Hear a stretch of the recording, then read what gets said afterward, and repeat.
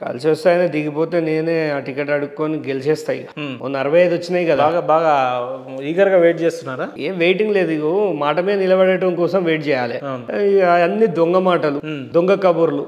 ఆయన ఒక్కటన్నా ఫ్యాక్ట్ ఉంటుందండి, వాళ్ళ గవర్నమెంట్లో చెప్పిన మాటలు చూడండి. ఇప్పుడు చూడండి, రైతుల గురించి మాట్లాడతాడు ఇదే రైతులు ఊళ్ళకి రానియారు తెలుసా మీకు? సిద్దిపేట వాస్తవాలు. నేను కూడా ఇప్పుడు యూట్యూబ్ ఛానల్ ఓపెన్ చేస్తున్నా, మీ ద్వారా చెప్తున్నా.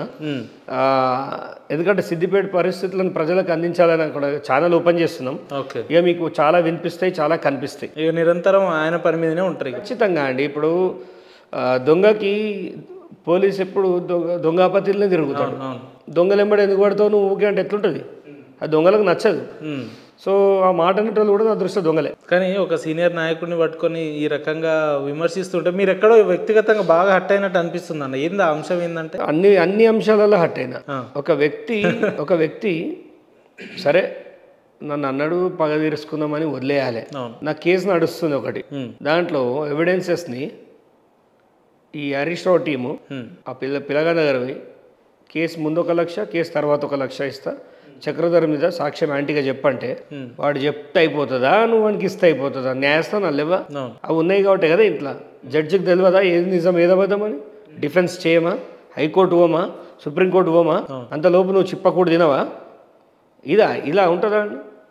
ఎంత దౌర్భాగ్యం. ఒక వ్యక్తిని ఫోకస్ చేసి నువ్వు శిక్ష వేయించాలనుకుంటున్నావంటే ఇక నీ తోలు తీయాలనా లేదా? నిన్ను ఎట్లుకుంటా?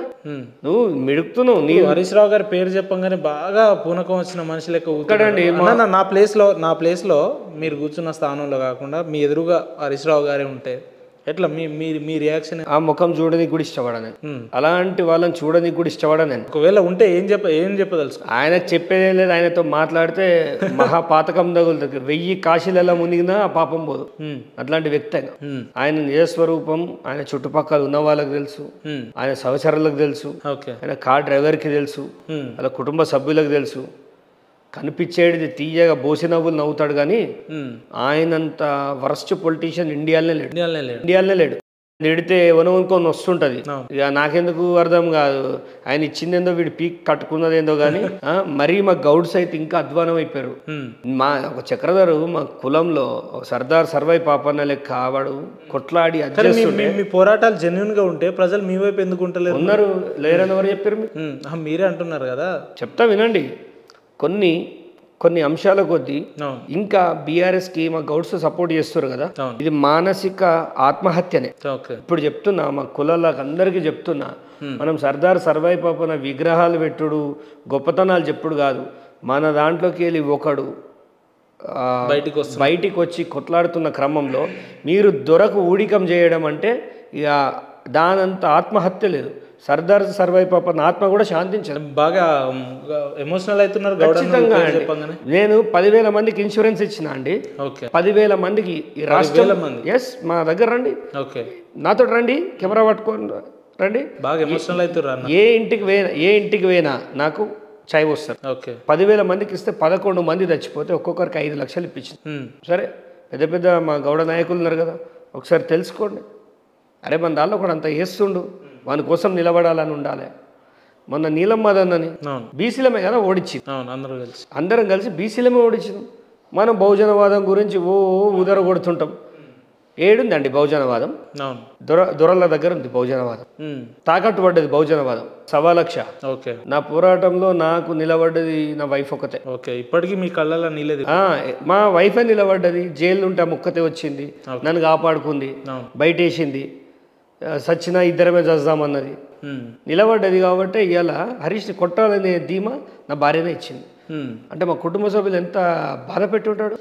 సో హరీష్ రావుని చివరి దాకా పొట్లాడతా. నీకు నచ్చకున్నా ఇంకో నచ్చకున్నా మీ నచ్చడం కోసం కాదు, ప్రజా శ్రేయస్సు కోసం చేయాల్సిందే. 3 నెలలు కరోనా వచ్చిందని ఇంట్లో కూర్చోమని ఎందుకు చెప్పినాం? సావకూర్రా బాబు ఇంట్లో కూర్చోమని. ఇది అంతే, ఇది ఒక దారుణమైన వైరసే హరీష్ రావు అనేటోడు. సో ఆయన అరికట్టాలంటే నాలంటోడితో. హరీష్ రావుని సిద్దిపేట నుంచి ఎల్లగొట్టాలి అని అంటే 2028లో చక్రధర్ గౌడ్ దగ్గర ఉన్న కార్యాచరణ ఏంటంటే ఏం చెప్తారు? ఖచ్చితంగా వ్యక్తి స్వేచ్ఛ కావాలి, ఊర్లో కరప్షన్ ఫ్రీ కావాలి, అక్కడ రౌడీ మూకల ఆట కొనసాగొద్దు, ఇంకా అక్కడున్న రెవెన్యూ మారాలి, అక్కడున్న పోలీస్ వ్యవస్థ మారాలి, అక్కడ నిజంగా తెలంగాణ అక్కడ రావాలి. తెలంగాణ దొరల చేతులకి వెళ్ళి ఫ్రీ కావాలి, మాకు స్వేచ్ఛ కావాలి, సిద్దిపేట్కి స్వేచ్ఛ కావాలి. చాలా పెద్ద మాట మాట్లాడు, పెద్ద మాటనే మాట్లాడతా. ఇప్పటికీ కూడా మా గవర్నమెంట్ ఛాయలు అక్కడ కనిపిస్తలేవు. ప్రజలు అంటారు, నేను కాదు. సో ప్రభుత్వాన్ని రేవంత్ రెడ్డి అన్న ఫోటో ప్రతి జేబులో ప్రతి ఇంట్లో ఉండేటట్టు చేస్తాడు చక్రధర్ గౌడ్. నాకు ఆ సపోర్ట్ గవర్నమెంట్ నుంచి అందితే అద్భుతమైన మార్పు చూపిస్తా. అది ఇక వాళ్ళ చేతుల్లోనే ఉంది. మీరు వేసిన పిటిషన్లు అన్నిటి మీద చట్టపరమైన శిక్షలు అయితే ఉంటాయంటారు. ఖచ్చితంగా. నేను స్మితా సబర్వాల్ని కాదు గవర్నమెంట్ పైసలు వాడుకోనికి. నాకు కష్టార్జితం రూపాయి కూడబెట్టుకున్నది లాయర్కి ఇచ్చి పిటిషన్లు వేస్తున్నా. దగ్గర నాకు 15 లక్షలు అయినాయి. మరి ప్రజా సంక్షేమం కోసం 15 లక్షలు ఓడిపెడతానండి? నాకు స్మితా సబర్వాల్ లెక్క ఇచ్చేటోళ్ళు ఉంటే గవర్నమెంట్లో నాకు కూడా మంచిగా ఉండనిపిస్తుంది. ఎందుకన్నా మరి వ్యక్తిగతంగా 15-20 లక్షలు పెట్టుకొని లేదంటే రైతులకు కానీ లేదంటే ట్రస్ట్ పేరు మీద 100 కోట్లు ఖర్చు పెట్టడం ఎట్లా? ఈ ఆర్థిక వనరులంతా ఎక్కడి నుంచి వస్తాయి? ఎక్కడి నుంచి వస్తాయండి? పని చేస్తూ వస్తాయి. ఏం పని చేస్తాయి? రియల్ ఎస్టేట్ చేసుకుంటున్నా. నాకు 100 రూపాయలు వస్తే 50 రూపాయలు పంచుతున్నా. ఓకే.